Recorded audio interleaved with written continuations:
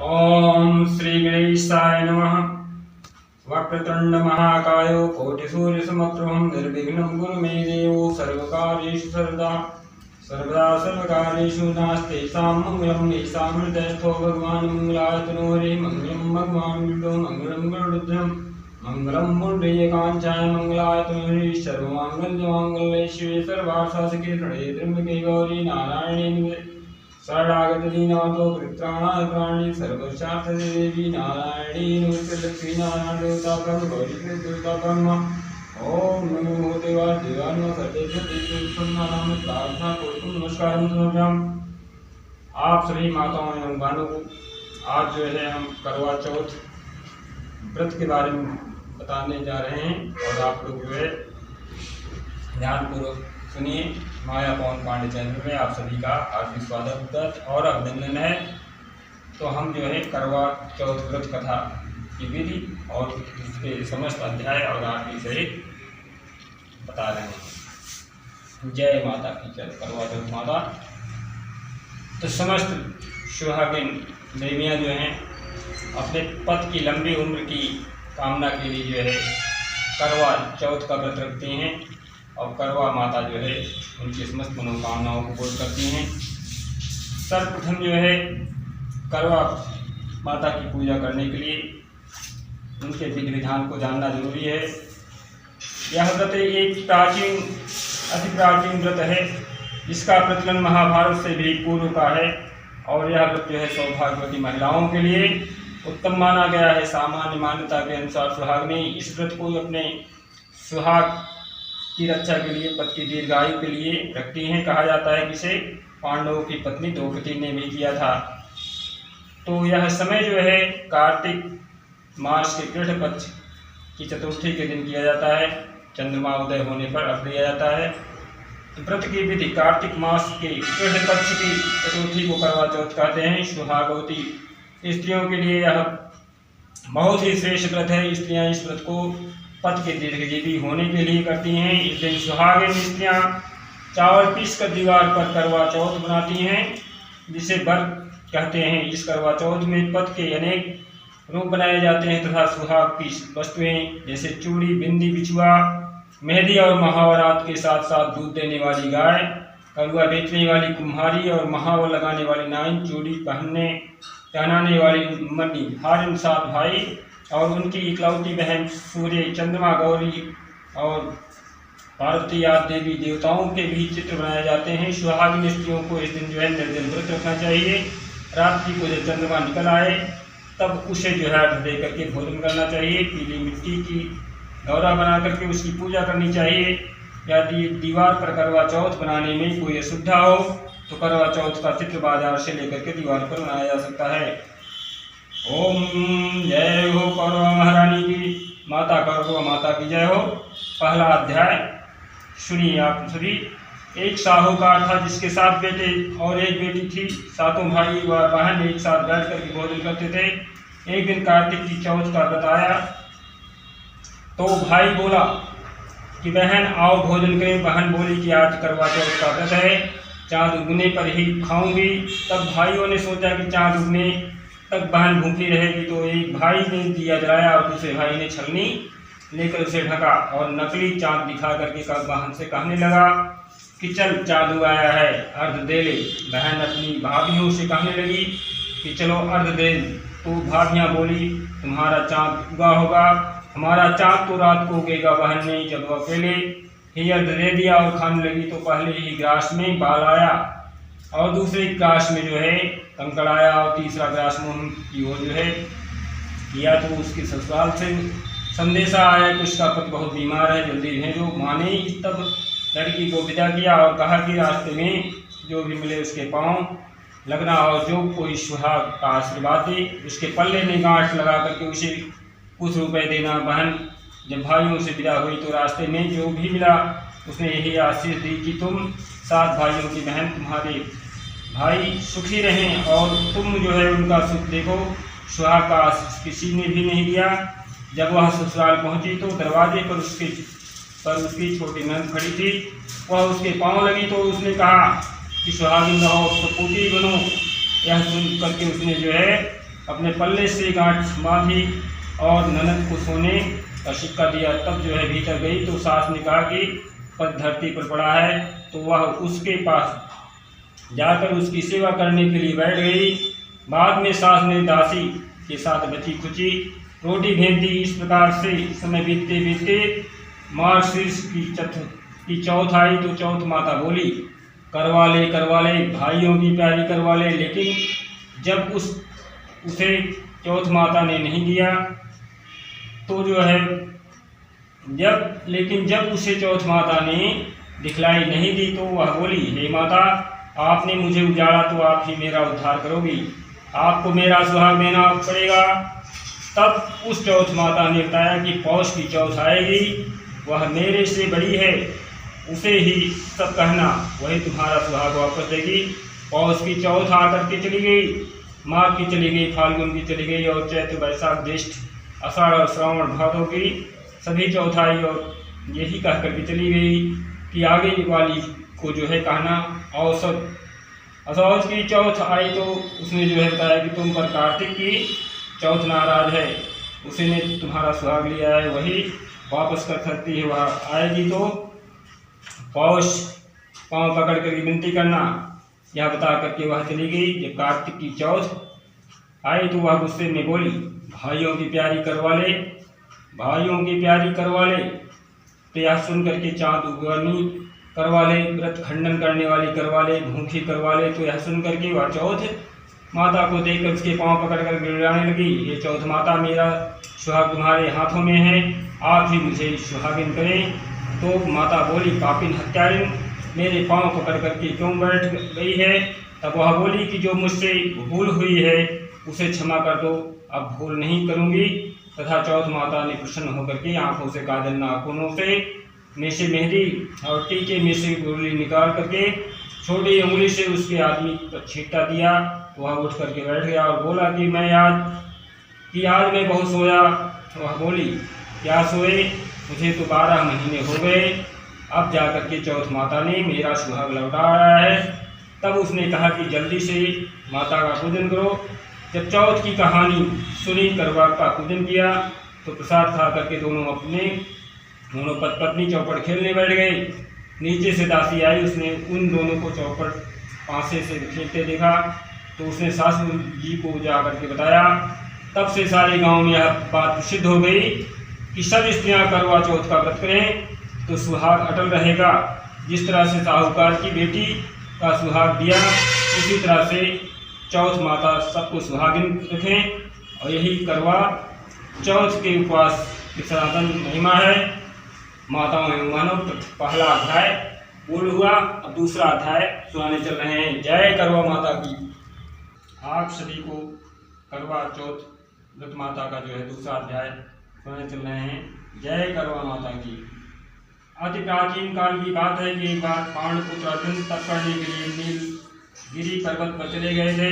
जब पांडवों पर अनेक मुसीबतें पहले से ही थी, इससे जो है द्रौपदी ने शोक बेबल हो कृष्ण की आराधना की। कृष्ण उपस्थित हुए और पूछा, कहो क्यों कष्ट है तुम्हें प्रभु।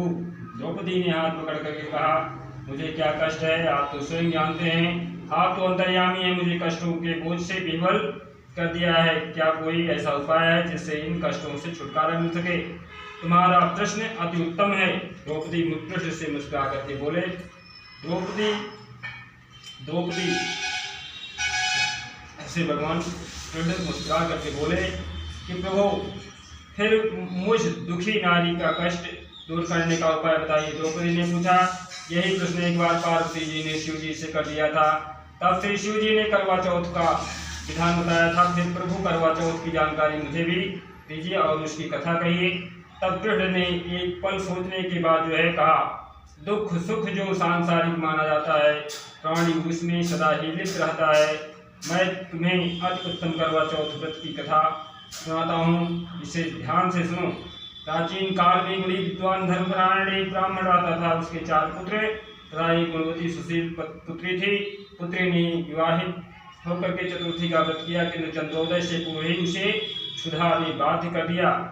इससे जो है उसके स्नेही भाइयों ने छल से पीपल की आड़ में कृत्रिम चंद्रमा बना करके दिखा दिया। लड़की ने अर्घ दे भोजन कर लिया। भोजन करते ही उसके पति की हृदय गति बंद हो गई। इससे जो है दुखी हो उसने अन्न जल त्याग दिया। उसी रात्रि में इंद्राणी भोग किरण करने आई। ब्राह्मण पुत्री ने उससे अपने दुख का कारण पूछा। इंद्राणी ने बताया, तुम्हें करवा चौथ व्रत में चंद्र दर्शन से पूर्व भोजन कर लेने से यह कष्ट मिला है। तब उस लड़की ने अंजलि बांध करके विनय की कि इससे मुक्त होने का कोई उपाय बताइए। इस पर जो है इंद्राणी ने कहा है, तुम विधि पूर्वक अगली करवा चौथ का व्रत करो तो तुम्हारे पति पुनर्जीवित हो जाएंगे। कन्या ने ऐसा करने का वचन दिया तो उसका जो है पति स्वस्थ हो गया। इस पर उस कन्या ने वर्ष भर प्रत्येक चतुर्थी का व्रत किया और अनंत अखंड सुहाग प्राप्त किया। श्री कृष्ण ने कहा, हे द्रौपदी, यदि तुम इस व्रत को करोगी तो तुम्हारे सभी कष्ट टल जाएंगे। इस प्रकार द्रौपदी ने यह व्रत किया और पांडव सभी क्षेत्रों में विजयी हुए। इस प्रकार सौभाग्य पुत्र पौत्रादि और धन धान्य की इच्छुक स्त्रियों को यह व्रत विधि पूर्वक करना चाहिए। इस व्रत में भगवान शंकर की आरती की जाती है। इस तरह से जो है दूसरा अध्याय करवा चौथ माता का जो है पूरा हुआ। अब करवा चौथ व्रत का कथा का तीसरा अध्याय सुनिए। एक ब्राह्मण परिवार में 7 बहुएं थी। 6 बहुओं के मायके वाले बहुत ही अमीर थे। इसी कारण जो है ससुराल में उनका बड़ा मान था, परंतु छोटी के मायके में कोई न था। वह घर का सारा काम काज करती, उसकी सेवा करती और पर कोई भी उससे प्यार नहीं करता। सभी दुत्कारते रहते थे। तीज त्योहारों पर भी जब उसके मायके से कोई नहीं आता था तो वह बहुत दुखी होती थी। हर वर्ष की तरह इस वर्ष भी करवा चौथ का बताया। अन्य बहुओं के मायके से उनके छोटे भाई करवा लेकर आए, पर छोटी के मायके से कोई होता तो करवा भी लाता। सास भी छोटी को ही खरी खोटी सुना रही थी। वह दुखी हो घर से निकल पड़ी और जंगल में जाकर के रोने लगी।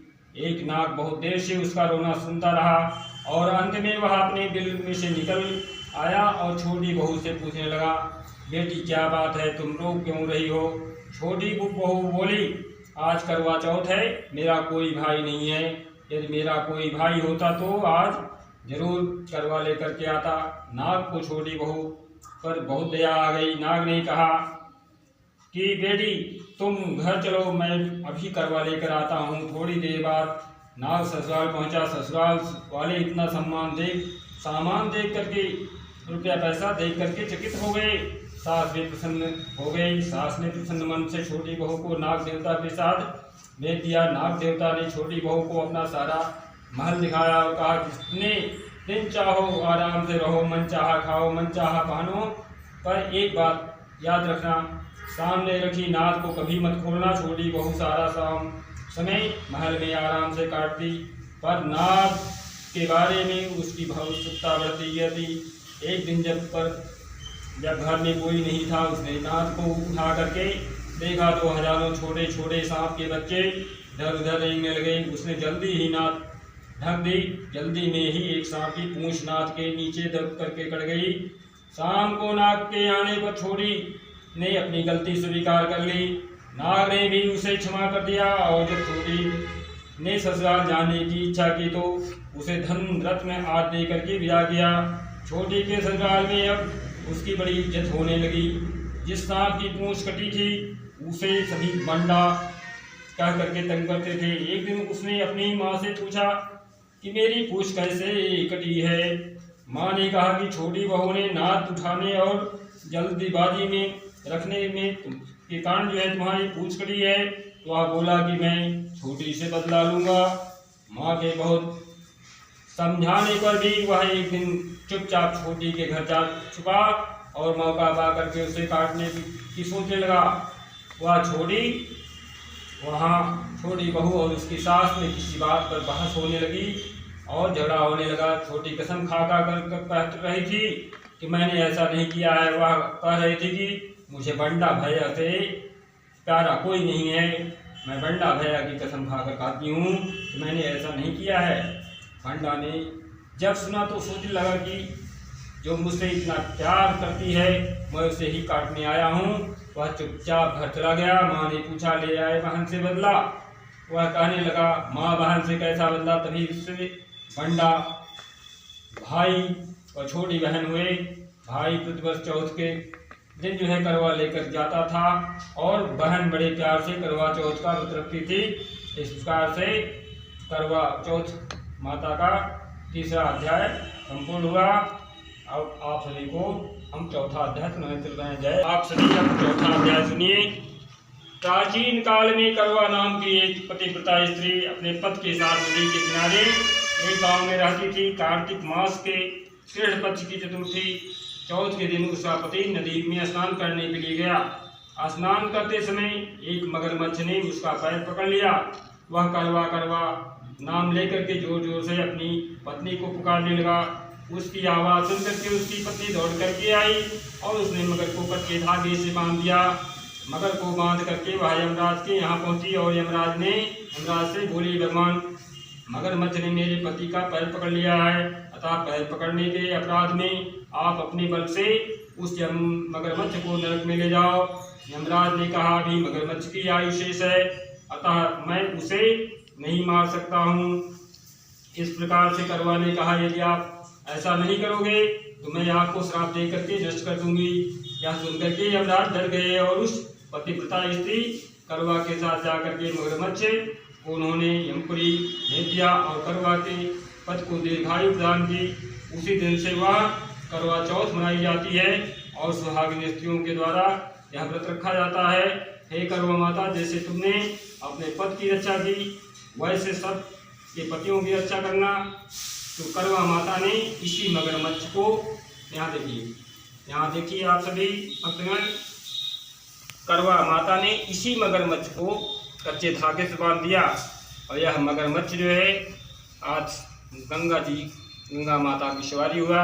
अब इस पुराण के हिसाब से बहुत लंबा कथा है, इसलिए जो है करवा विधि विधान के हिसाब से हम चारों अध्याय आप लोगों को सुना चुके हैं। और अब जो है